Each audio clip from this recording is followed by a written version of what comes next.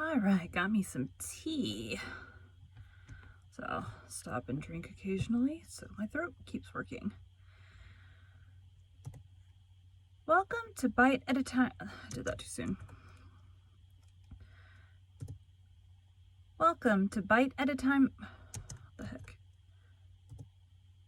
Welcome to Bite at a Time Books, where we read you your favorite classics one bite at a time. My name is Bree Carlile, and I love to read and wanted to share my passion with listeners like you. Today we'll be continuing The Picture of Dorian Gray by Oscar Wilde. I think what's going on in my chair. It's a little bit. There we go. Okay. I need to scroll down a little bit on here. Okay.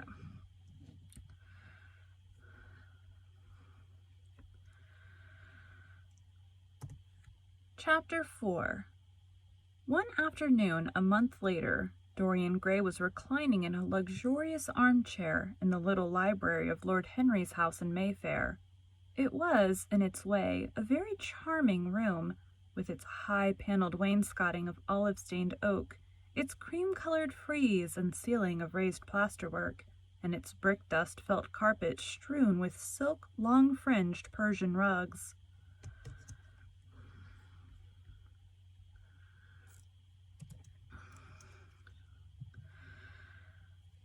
There we go. On a tiny satinwood table stood a statuette of collodion, and beside it lay a copy of Les Cent Nouvelles, bound for Margaret of Valois by Clovis Eve, and powdered with the gilt daisies that Queen had selected for her device. Some large blue china jars and parrot tulips were ranged on the mantel-shelf, and through the small leaded panes of the window streamed the apricot-colored light of a summer day in London.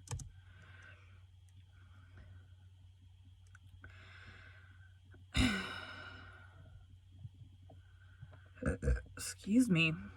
Goodness. Lord Henry had not yet come in. He was always late on principle, his principle being that punctuality is the thief of time. So the lad was looking rather sulky, as with listless fingers he turned over the pages of an elaborately illustrated edition of Manon Lescaut that he had found in one of the bookcases. The formal, monotonous ticking of the Louis quartz clock annoyed him. Once or twice he thought of going away. At last he heard a step outside and the door opened. "How late you are, Harry," he murmured. "I swear, is it Lord Henry?" I guess his name is Harry Henry. I don't know. "I am afraid it is not Harry, Mr. Gray," answered a shrill voice. He glanced quickly round and rose to his feet. "I beg your pardon. I thought—" "You thought it was my husband. It is only his wife. You must let me introduce myself. I know you quite well by your photographs. I think my husband has got 17 of them." "Not 17, Lady Henry?" I don't like the way I just said that.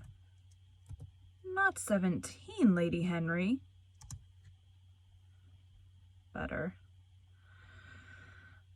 "Well, 18 then, and I saw you with him the other night at the opera." She laughed nervously as she spoke and watched him with her vague forget-me-not eyes.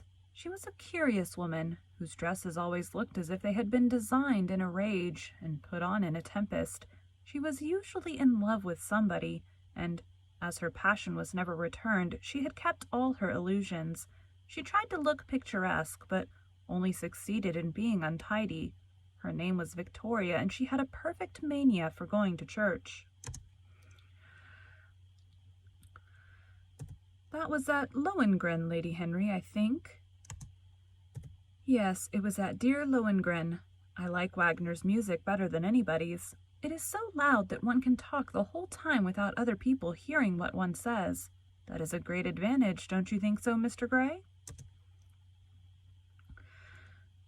The same nervous staccato laugh broke from her thin lips, and her fingers began to play with a long tortoise-shell paper knife.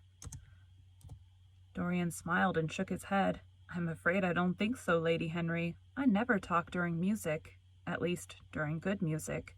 If one hears bad music, it is one's duty to drown it in conversation.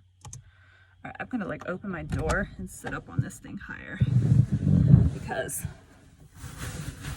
it's being rude. All right, stand up.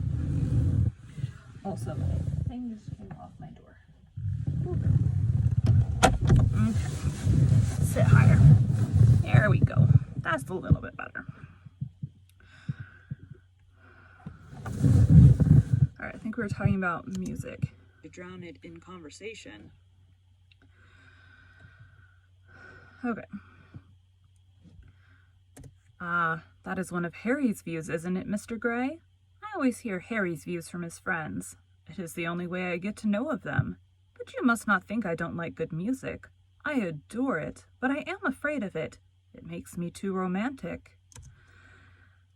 I have simply worshipped pianists, 2 at a time sometimes. Harry tells me. I don't know what it is about them. Perhaps it is that they are foreigners. They are all, ain't they? Even those that are born in England become foreigners after a time, don't they? Push the stupid beanbag things. There we go. Okay.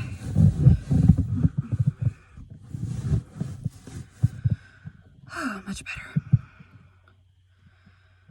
Okay, so we're talking about pianists.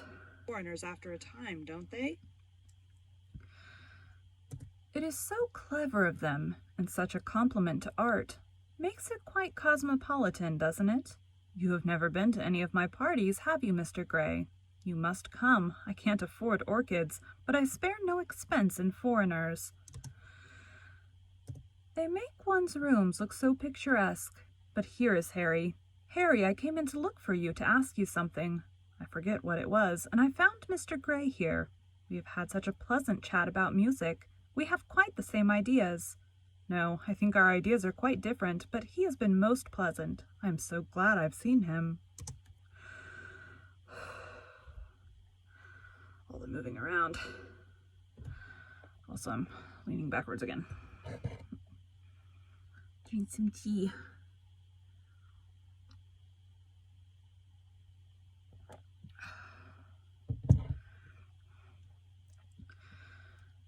I am charmed, my love, quite charmed, said Lord Henry, elevating his dark crescent-shaped eyebrows and looking at them both with an amused smile. So sorry I am late, Dorian. I went to look after a piece of old brocade in Wardour Street and had to bargain for hours for it. Nowadays people know the price of everything and the value of nothing. I am afraid I must be going, exclaimed Lady Henry, breaking an awkward silence with her silly sudden laugh. I have promised to drive with the Duchess. Goodbye, Mr. Gray. Goodbye, Harry. You are dining out, I suppose? So am I. Perhaps I shall see you at Lady Thornbury's. I dare say, my dear, said Lord Henry, shutting the door behind her as, looking like a bird of paradise that had been out all night in the rain, she flitted out of the room, leaving a faint odor of frangipani. Then he lit a cigarette and flung himself down on the sofa. Never marry a woman with straw-colored hair, Dorian, he said after a few puffs. Never marry a blonde. Why, Harry? Because they are so sentimental. But I like sentimental people. Never marry at all, Dorian. Men marry because they are tired. Women because they are curious. Both are disappointed. I don't think I am likely to marry, Harry. I am too much in love. That is one of your aphorisms. I am putting it into practice, as I do everything that you say. Who are you in love with? Asked Lord Henry after a pause. With an actress, said Dorian Gray, blushing. Lord Henry shrugged his shoulders. That is a rather commonplace debut. You would not say so if you saw her, Harry. Who is she? Her name is Sybil Vane. Never heard of her. No one has. People will someday, however. She is a genius. My dear boy, no woman is a genius. Women are a decorative sex. They never have anything to say, but they say it charmingly. Women represent the triumph over matter over mind. That's not right. Boop-a-doop.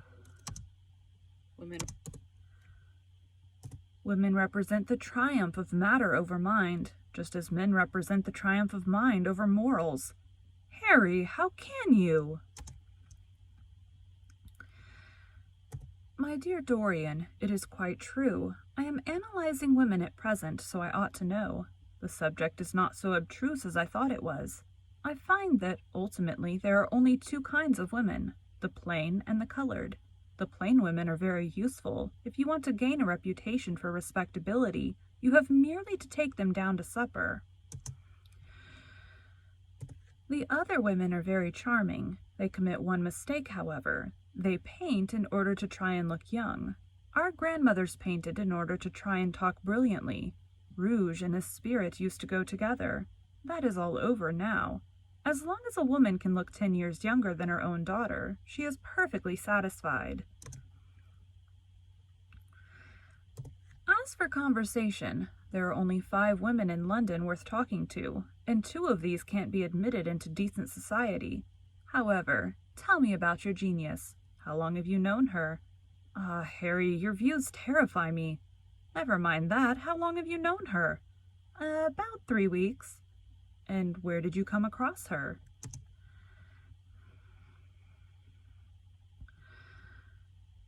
I will tell you, Harry, but you mustn't be unsympathetic about it. After all, it never would have happened if I had not met you.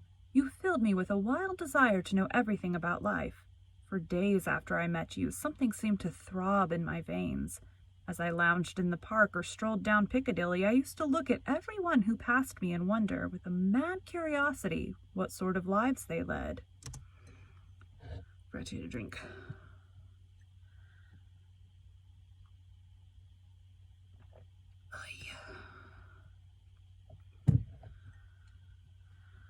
Oh, what sort of lives they led. Some of them fascinated me. Others filled me with terror. There was an exquisite poison in the air. I had a passion for sensations. Well, one evening, about 7 o'clock, I determined to go out in search of some adventure. I felt that this gray, monstrous London of ours, with its myriads of people, its sordid sinners, and its splendid sins, as you once phrased it, must have something in store for me. I fancied 1,000 things. The mere danger gave me a sense of delight. I remembered what you had said to me on that wonderful evening when we first dined together, about the search for beauty being the real secret of life. Excuse me. I don't know what I expected, but I went out and wandered eastward, soon losing my way in a labyrinth of grimy streets and black grassless squares. About 8:30 I passed an absurd little theater, with great flaring gas jets and gaudy playbills. A hideous Jew in the most amazing waistcoat I ever beheld in my life was standing at the entrance, smoking a vile cigar. Bring this down a little bit.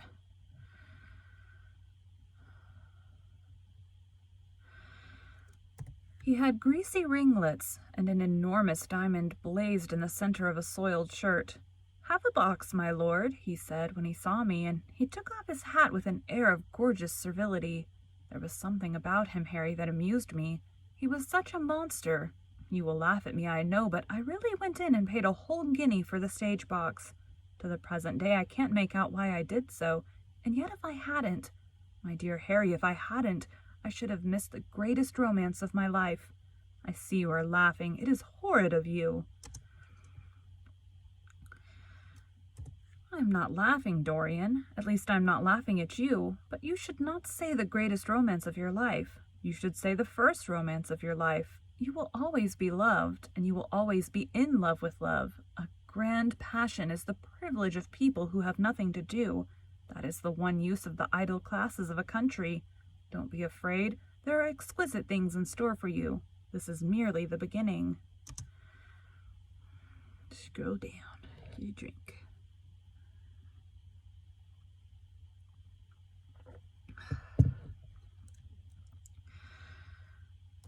Do you think my nature so shallow?" cried Dorian Gray angrily. "No, I think your nature so deep." "How do you mean?"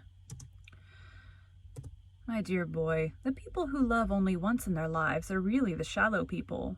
What they call their loyalty and their fidelity, I call either the lethargy of custom or their lack of imagination. Faithfulness is to the emotional life what consistency is to the life of the intellect, simply a confession of failure." Faithfulness. I must analyze it some day. The passion for property is in it. There are many things that we would throw away if we were not afraid that others might pick them up. But I don't want to interrupt you. Go on with your story. "Well, I found myself seated in a horrid little private box with a vulgar drop scene staring me in the face. I looked out from behind the curtain and surveyed the house. It was a tawdry affair, all cupids and cornucopias like a third-rate wedding cake. The gallery and pit were fairly full, but the 2 rows of dingy stalls were quite empty, and there was hardly a person in what I suppose they called the dress circle. Women went about with oranges and ginger beer, and there was a terrible consumption of nuts going on.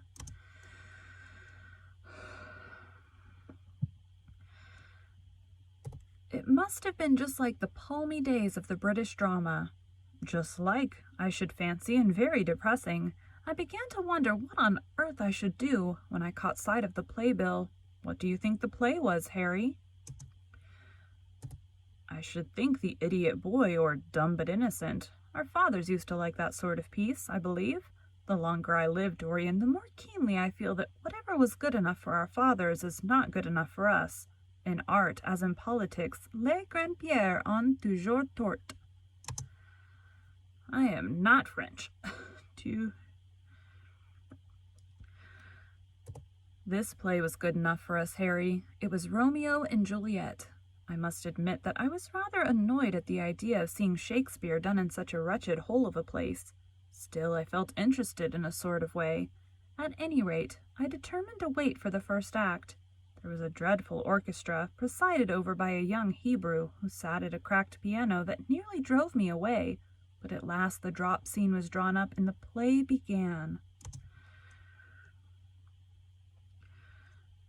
Romeo was a stout elderly gentleman with corked eyebrows, a husky tragedy voice, and a figure like a beer barrel. Mercutio was almost as bad. He was played by the low comedian who had introduced gags of his own and was on most friendly terms with the pit. They were both as grotesque as the scenery, and that looked as if it had come out of a country booth. But Juliet, Harry, imagine a girl, hardly 17 years of age, with a little flower-like face, a small Greek head with plaited coils of dark brown hair, eyes that were violet wells of passion, lips that were like the petals of a rose. She was the loveliest thing I had ever seen in my life. You said to me once that pathos left you unmoved, but that beauty, mere beauty, could fill your eyes with tears.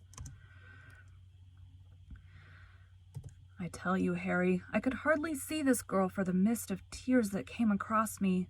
And her voice, I never heard such a voice. It was very low at first, with deep, mellow notes that seemed to fall singly upon one's ear. And it became a little louder and sounded like a flute or a distant hautboy. In the garden scene, it had all the tremulous ecstasy that one hears just before dawn when nightingales are singing. There were moments later on when it had the wild passion of violins. You know how a voice can stir one, your voice in the verse of bleh. You know how a voice can stir one, your voice.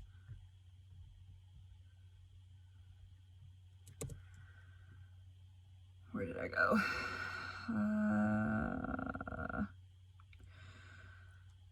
Your voice and the voice of Sybil Vane are 2 things that I shall never forget. When I close my eyes, I hear them, and each of them says something different. I don't know which to follow. Why should I not love her? Harry, I do love her. She is everything to me in life. Night after night I go to see her play. One evening she is Rosalind, and the next evening she is Imogen. I have seen her die in the gloom of an Italian tomb, sucking the poison from her lover's lips. I have watched her wandering through the forest of Arden, disguised as a pretty boy in hose and doublet and dainty cap. She has been mad and has come into the presence of a guilty king and given him rue to wear and bitter herbs to taste of. Let me scroll down. To taste of. There we go.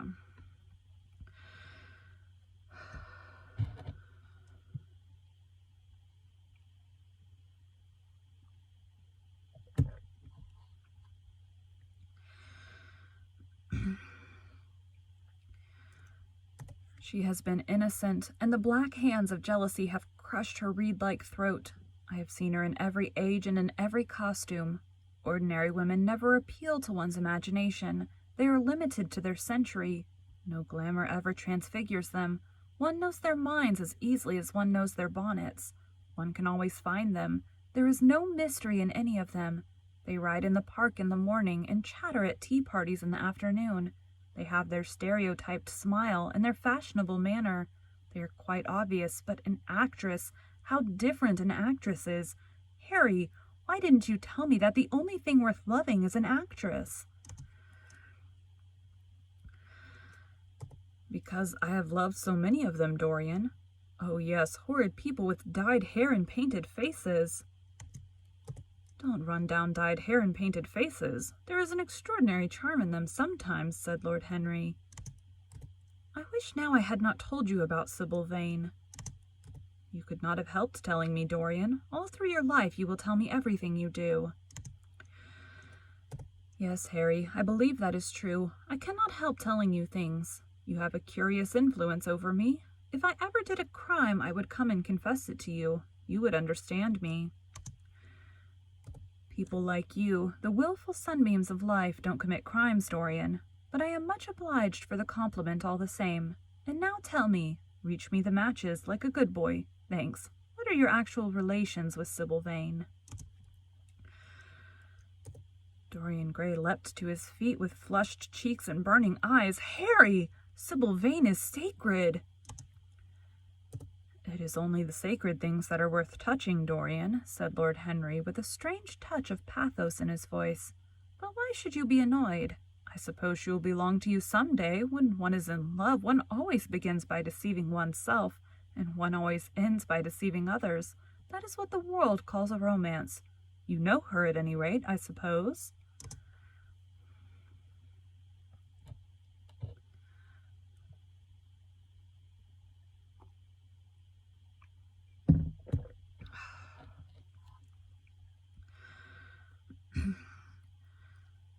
Of course I know her. On the first night I was at the theater, the horrid old Jew came round to the box after the performance was over, and offered to take me behind the scenes and introduce me to her. I was furious with him and told him that Juliet had been dead for hundreds of years, and that her body was lying in a marble tomb in Verona. I think from his blank look of amazement that he was under the impression that I had taken too much champagne or something. I'm not surprised. Then he asked me if I wrote for any of the newspapers. I told him I never even read them. He seemed terribly disappointed at that, and confided to me that all the dramatic critics were in a conspiracy against him, and that they were every one of them to be bought. I should not wonder if he was quite right there, but on the other hand, judging from their appearance, most of them cannot be at all expensive. Well, he seemed to think they were beyond his means, laughed Dorian. By this time, however, the lights were being put out in the theater and I had to go. He wanted me to try some cigars that he strongly recommended. I declined. The next night, of course, I arrived at the place again. When he saw me, he made me a low bow and assured me that I was a munificent patron of art. He was a most offensive brute, though he had an extraordinary passion for Shakespeare. He told me once with an air of pride that his 5 bankruptcies were entirely due to the Bard, as he insisted on calling him. He seems to think it a distinction. It was a distinction, my dear Dorian, a great distinction.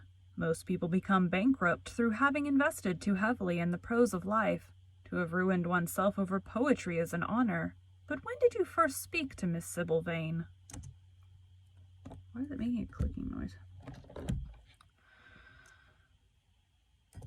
The third night. She had been playing Rosalind. I could not help going round. I had thrown her some flowers, and she had looked at me. At least I fancied that she had.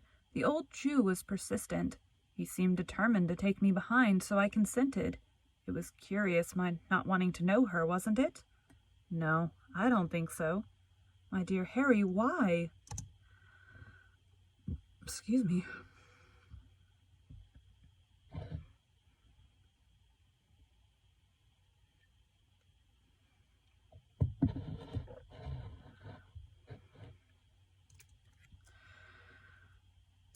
I will tell you some other time. Now I want to know about the girl. Sybil? Oh, she was so shy and so gentle. There is something of a child about her. Her eyes opened wide in exquisite wonder when I told her what I thought of her performance, and she seemed quite unconscious of her power. I think we were both rather nervous. The old Jew stood grinning at the doorway, and the dusty... I lost my spot.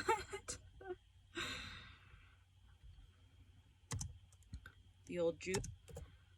go back. Hit the wrong button. Okay.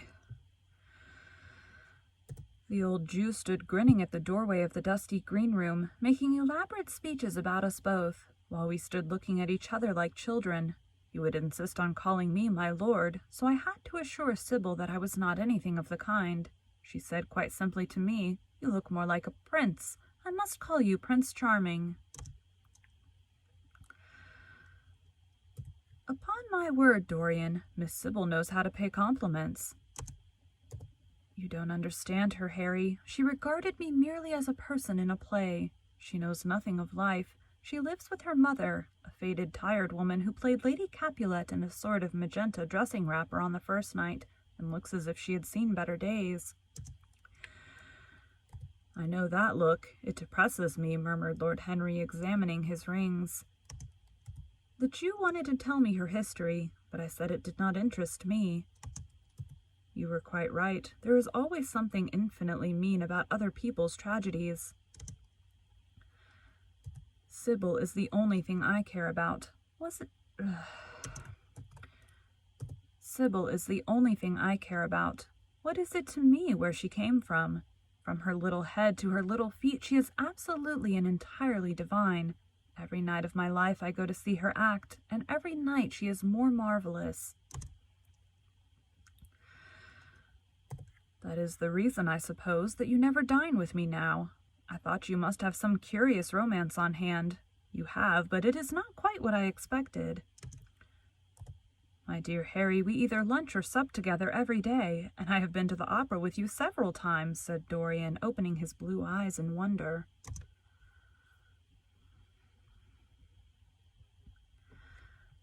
You always come dreadfully late.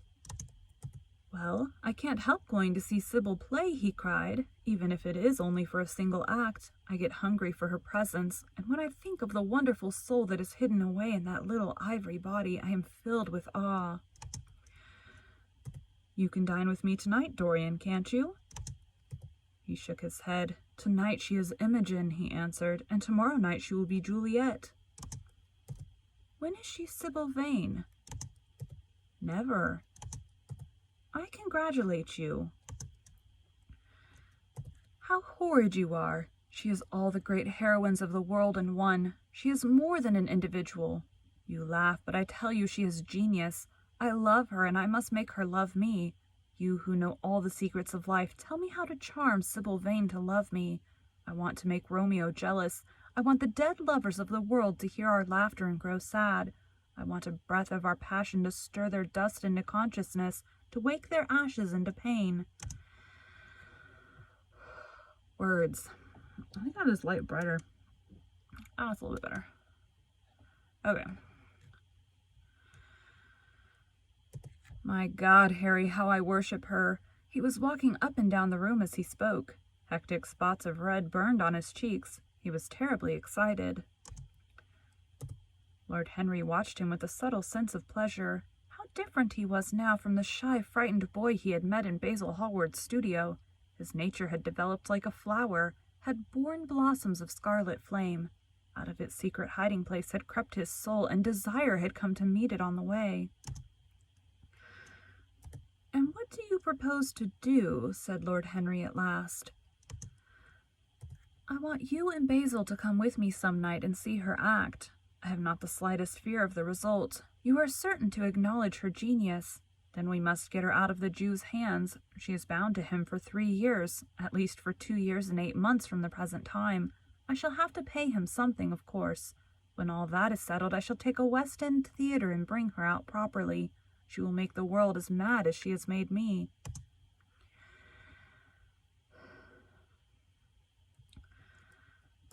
"That would be impossible, my dear boy." "Yes, she will. She has not merely art, consummate art instinct in her, but she has personality also. And you have often told me that it is personalities, not principles, that move the age."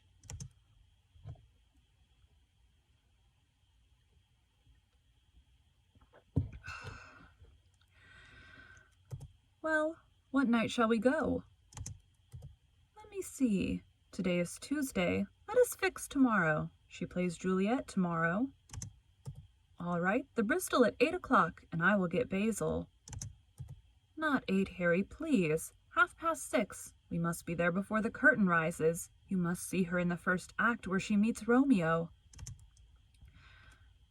6:30? What an hour! It will be like having a meat tea or reading an English novel. It must be 7. No gentleman dines before 7. Shall you see Basil between this and then, or shall I write to him?" "Dear Basil, I have not laid eyes on him for a week. It is rather horrid of me, as he has sent me my portrait in the most wonderful frame, specially designed by himself, and though I am a little jealous of the picture for being a whole month younger than I am, I must admit that I delight in it. Perhaps you'd better write to him. I don't want to see him alone. He says things that annoy me. He gives me good advice." Lord Henry smiled. "People are very fond of giving away what they need most themselves. It is what I call the depth of generosity." "Oh, Basil is the best of fellows, but he seems to me to be just a bit of a Philistine. Since I have known you, Harry, I have discovered that." "Basil, my dear boy, puts everything that is charming in him into his work. The consequence is that he has nothing left for the life but his prejudices, his principles, and his common sense. The only artists I have ever known who are personally delightful are bad artists. Good artists exist simply in what they make, and consequently are perfectly uninteresting in what they are. A great poet, a really great poet, is the most unpoetical of all creatures, but inferior poets are absolutely fascinating. The worse their rhymes are, the more picturesque they look. The mere fact of having published a book of second-rate sonnets makes a man quite irresistible. He lives the poetry that he cannot write. The others write the poetry that they dare not realize." "I wonder, is that really so, Harry?" said Dorian Gray, putting some perfume on his handkerchief out of a large gold-topped bottle that stood on the table. "It must be if you say it. And now I am off. Imogen is waiting for me. Don't forget about tomorrow. Goodbye." Long paragraph.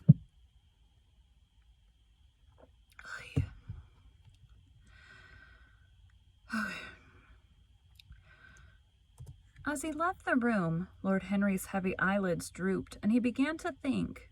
Certainly few people had ever interested him so much as Dorian Gray, and yet the lad's mad adoration of someone else caused him not the slightest pang of annoyance or jealousy.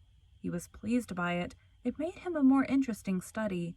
He had been always enthralled by the methods of natural science, but the ordinary subject matter of that science had seemed to him trivial and of no import.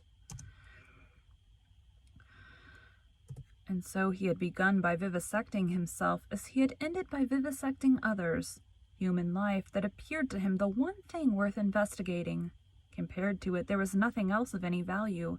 It was true that as one watched life in its curious crucible of pain and pleasure, one could not wear over one's face a mask of glass, nor keep the sulphurous fumes from troubling the brain and making the imagination turbid with monstrous fancies and misshapen dreams. There were poisons so subtle that to know their properties one had to sicken of them. There were maladies so strong that one had to pass through them if one sought to understand their nature. And yet, what a great reward one received! How wonderful the whole world became to one, to note the curious hard logic of passion and the emotional colored life of the intellect, to observe where they met and where they separated, at what point they were in unison, and at what point they were at discord. There was a delight in that. What matter what the cost was? One could never pay too high a price for any sensation. Excuse me.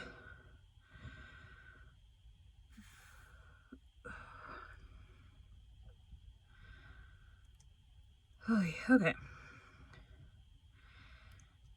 He was conscious, and the thought brought a gleam of pleasure into his brown agate eyes, that it was through certain words of his, musical words said with musical utterance, that Dorian Gray's soul had turned to this white girl and bowed in worship before her. To a large extent the lad was his own creation. He had made him premature. That was something. Ordinary people waited till life disclosed to them its secrets, but to the few, to the elect, the mysteries of life were revealed before the veil was drawn away. Sometimes this was the effect of art, and chiefly of the art of literature, which dealt immediately with the passions and the intellect. But now and then a complex personality took the place and assumed the office of art was indeed in its way a real work of art, life having its elaborate masterpieces, just as poetry has, or sculpture, or painting.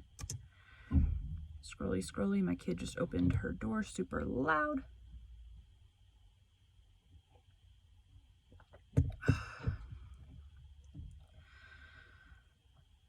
Yes, the lad was premature. He was gathering his harvest while it was yet spring. The pulse and passion of youth were in him, but he was becoming self-conscious. It was delightful to watch him, with his beautiful face and his beautiful soul. He was a thing to wonder at. It was no matter how it all ended or was destined to end. He was like one of those gracious figures in a pageant or a play, whose joys seem to be remote from one, but whose sorrows stir one's sense of beauty, and whose wounds are like red roses. Soul and body, body and soul, how mysterious they were. There was animalism in the soul, and the body had its moments of spirituality.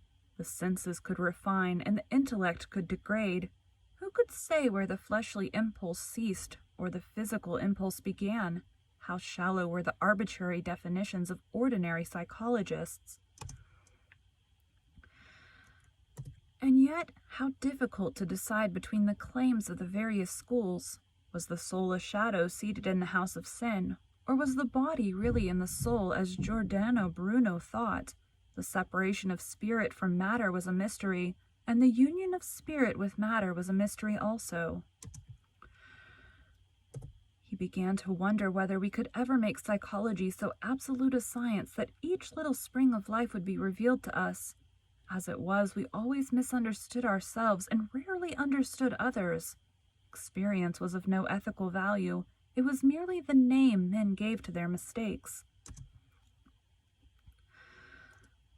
Moralists had, as a rule, regarded it as a mode of warning, had claimed for it a certain ethical efficacy in the formation of character, had praised it as something that taught us what to follow and showed us what to avoid. But there was no motive power in experience. It was as little of an active cause as conscience itself. All that it really demonstrated was that our future would be the same as our past, and that the sin we had done once, and with loathing, we would do many times, and with joy. Scrolly. Oh, we're almost into the chapter. Woo!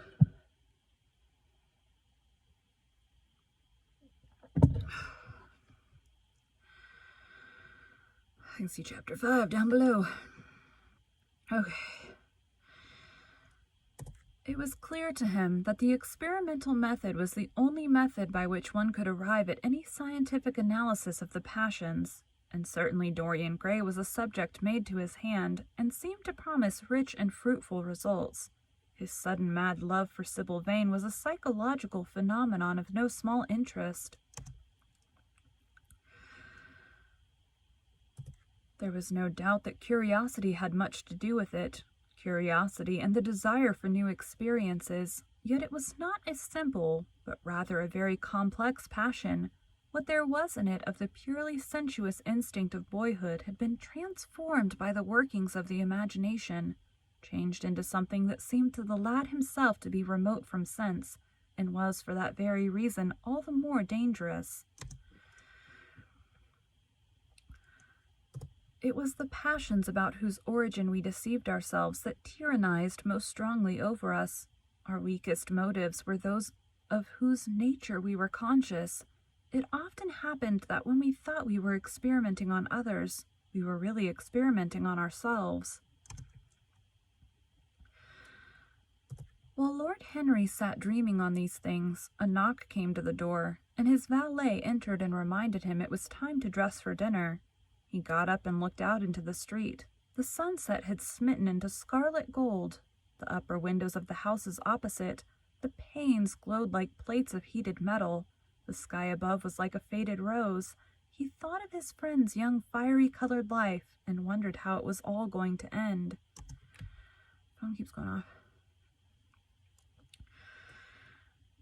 When he arrived home, about 12:30 o'clock, he saw a telegram lying on the hall table. He opened it and found it was from Dorian Gray. It was to tell him that he was engaged to be married to Sybil Vane. All right, get the outro.